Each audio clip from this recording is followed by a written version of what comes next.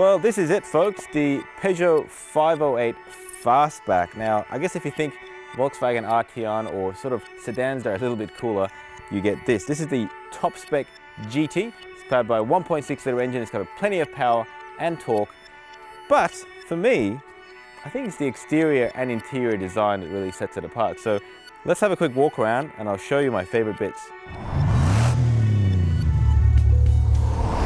So check out this front design because it's very unique to Peugeot. You got this amazing lighting system, this daytime running lights running through here. Peugeot is very big on its lights, and this is the new front face for the company. But the best part of the car is actually at the rear. Check out this rear because this black highlight through here is very much part of the French brand's new design language, and I really think it looks fantastic. You can see this family resemblance on the 3008, the 5008, and when the car is on, you get these red lights going through here. It looks really, really nice. But let's check out that interior. I mean, have a look at this. This is very much a premium interior. I know Peugeot sort of strives to be on the Volkswagen level, but I gotta say this is a much nicer interior than you'll probably find in any Volkswagen. I'm really a big fan of these seats. This is really, really nice material. It's actually real wood here and through the dashboard here. But I suppose the best part of this car is the way the instruments actually face towards you. It's part of what Peugeot calls the iCockpit. Now there are some downsides to that, which is this relatively small steering wheel that if you like to sit where I like to sit, actually tends to block your vision of this very, very nice digital display. Now if you put it into reverse, the camera system isn't that great. It's a very low resolution camera, which is really strange because the rest of the car is very technologically advanced. And my favorite part of it is actually the fact that I can just grab my phone, drop it into this little holder here, and it starts charging all by itself. So a lot to love, but I reckon the best part is actually the drive. So this particular car is powered by a 1.6 litre petrol turbocharged engine. It's got about 225 horsepower, so it's about 167, 168 kilowatts, and it's got 300 newton meters of torque. So you'll get from 0 to 100 in the low sevens, about 7.3, which is really, really more than you'll ever need for driving around in Australia. The car weighs around 1,420 kilos. Yeah, that's the curb weight.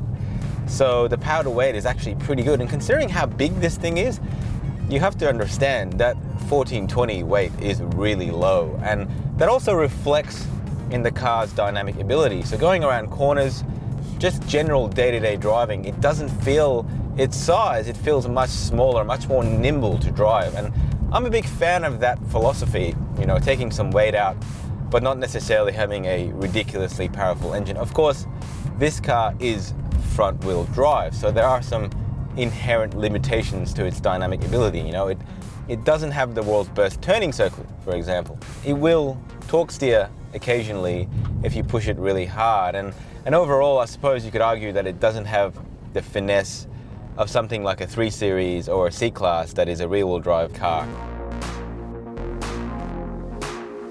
We expect this thing to be somewhere in the 40 to 50,000. It might start a little bit lower, it might go a little bit higher for the absolute top spec, which is what we're driving here, but it's still not going to be, you know, BMW or Mercedes money. It is going to be a bit cheaper. So you kind of get what you pay for. And speaking of that, this has got a lot of safety tech in it. It sort of mirrors what you get from the SUVs, the 3008 and the 5008. So you get active cruise control, you got lane change assist, you got speed sign recognition, you got a whole range of really good active safety systems here that'll be standard in this car that really, I think for the class, will really put it on top if you care about those sorts of things. Of course, it's not all perfect. Look, it does have adaptive suspension, and currently I am in normal mode. I'm going to put it in comfort just to show you the difference. Not that you can really see it, I suppose, but I can definitely feel it. It does get a bit softer, but it's not as cushiony as you may hope. It's a little on the firm side, even in the absolute comfort setting. It's not uncomfortable by any stretch of the imagination, and I think being a dynamically capable, cool-looking sedan, the compromise of having a slightly stiffer suspension is well and truly worthwhile, because when it gets to going fast, when it gets to having a little bit of fun, which you can certainly have in this car, it makes all the difference. But if you're going to frequent really poor quality outback roads, it may get a little bit annoying, and that's perhaps something worth keeping in mind. As I was mentioning before, apart from the low-res camera, there are some other things in the cabin that annoy me, and primarily for me, it's actually these paddle shifters. First of all, when you grab one, it doesn't actually move. The paddle itself doesn't move, just this little bit of plastic moves. And the plastic itself, or aluminium, I'm pretty sure it's plastic, but whatever it is, whatever the material is, it feels pretty poor, and it sort of takes away from this glorious cabin, which is otherwise a very high quality cabin. I'm gonna go a little bit fast for you now so you can listen to that engine, and as you can hear, I reckon it sounds pretty good.